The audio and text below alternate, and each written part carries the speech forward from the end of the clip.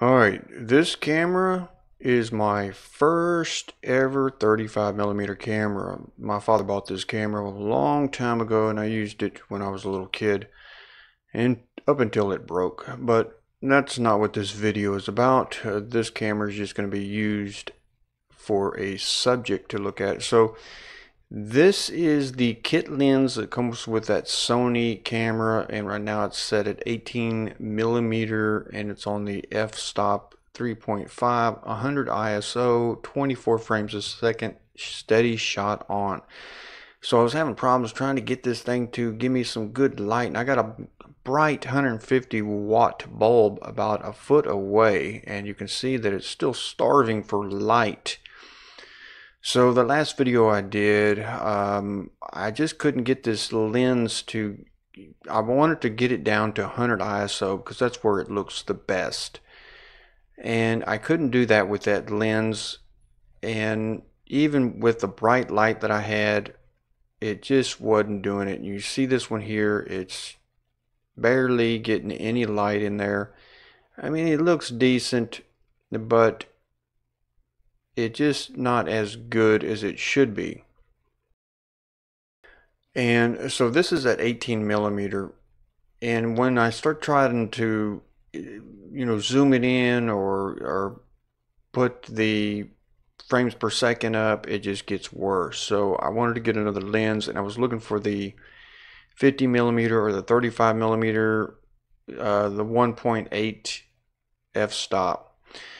So you see how this one looks. It doesn't, it's not bad. And this is the kit lens, the 18mm to 55 zoom lens.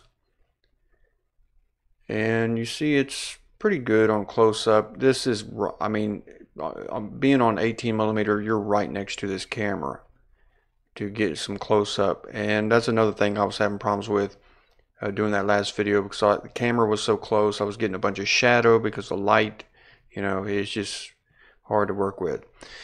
So I just started looking for other lenses, and they also have a 30mm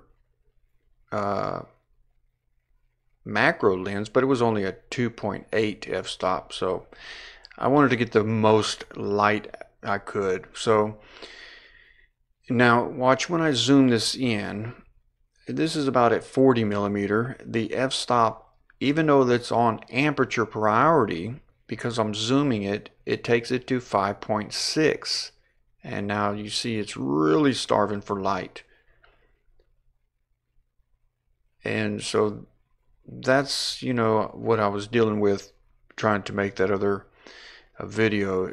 And it was just really difficult to do, because I had to get the camera so close and deal with shadows and all that, stuff. So I started looking for other lenses, and I wanted to get a prime lens because it has the 1.8 f-stop.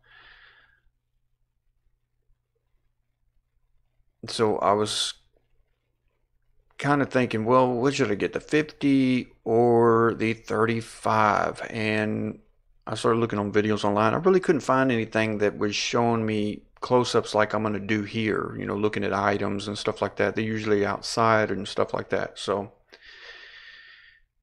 here's the lens I decided to get, the 50mm.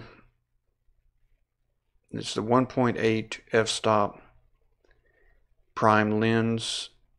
I guess the 35 would have done too, but they were just a little bit more. I don't know why the 35 was a little bit more, but then I started looking. I was thinking, this one gives a little bit more room if you're doing, you don't have to get so close to the camera, or the item that you're looking at. And the 35, you would probably have to get closer, and then you get less of a depth of field. So I just thought, well, I'm going to try the 50. So that's what I got there. So now let's see what this 50 will do. So I got this thing stomped down all the way, 1.8 f-stop, 100 ISO, 24 frames per second, and this is with the steady shot on. Now right off you're going to notice a little bit of flutter there. If you notice that every once in a while, that's from the steady shot, the image stabilization. You see it there kind of fluttering. And this is about 2 foot away. And so now let's look at it with 60 frames, same 1.8, 100 ISO, steady shot on. The 60 frames per second does clean that up a little bit, but as you can see, I kind of lose a little bit of the light. Not much, but you can tell that it took some of my light there. But it does clean it up. The 60 frames a second doesn't look bad. A little bit brighter light and I would be okay. So of course on the tripod, the 1.8, 100 ISO, 24 frames a second, steady shot off. It looks fantastic. No fluttering. It just looks like a good, bright, clean image. So not bad at all right there. So if I had it on the tripod and I was showing an item, you know, just sitting on a table, I could turn it or whatever. That would work great. So, you know, with the steady shot on, you see how it kind of has a little bit of flutter with the 24. Now this is about a foot away. It's doing some really good close-up. And I couldn't do that. This is, you know, about a foot away. With the 18 millimeter, you would have to really get close, and then you get shadows from the light behind you, or, you know, you would always have to be messing with the light.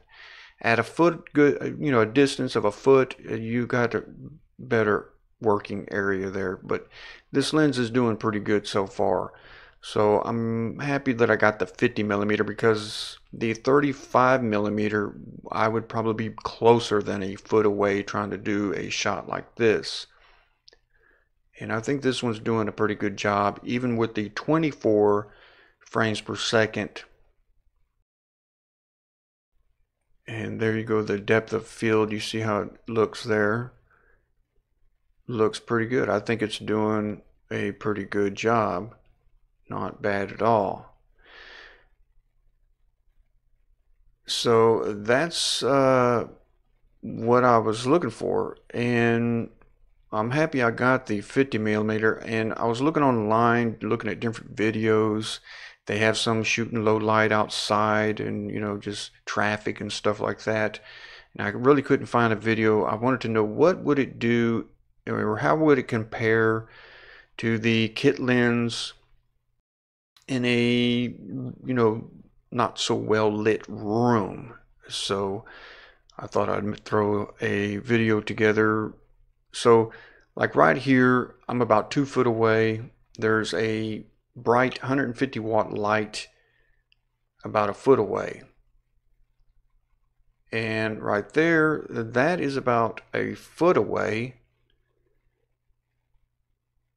And I think that's pretty good. That's not bad at all. So the 35, you would actually probably be a lot closer if you had to do a macro shot like that. So they do have a, like I said, a 30 millimeter, but it was a 2.8 f-stop. And that thing, I saw videos on it, and you had to get really close to the subject. And I thought, no, I'm going to pass on that one, because I wanted the 1.8. I wanted the brightest, fastest lens, prime lens they had. So the 1.8 was the one to get, and I'm glad I got the 50, because you can see the depth of field there. It just looks really good. And I was doing tests with the zoom lens to see what the 35 to the 50 would do, and you know, in certain situations, 50 is a little bit too close, like if you're in a small area. But I thought, well, I'm just going to go ahead and get it anyway. And there it is on the tripod. Looks really good. Not bad at all. And that's about right there is what I'm going to be using it for, just putting it on a tripod and to show items and what I'm working on. So there is my comparison video. I guess I'm going to wrap this one up here. That was the kit lens and the 50 millimeter prime lens. All right, I'm out.